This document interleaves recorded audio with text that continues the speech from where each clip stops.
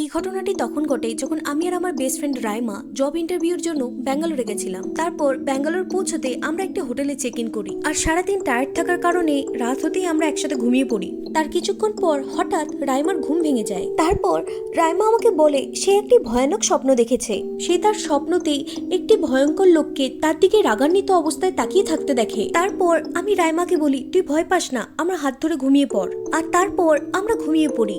এবার বেশ কিছুক্ষণ পর একটি ভয়ঙ্কর স্বপ্ন দেখার কারণে আমার ঘুম ভেঙে যায়। আর আমি স্বপ্নতে দেখি একটা ভয়ঙ্কর লোক রাইমাকে মারার চেষ্টা করছে।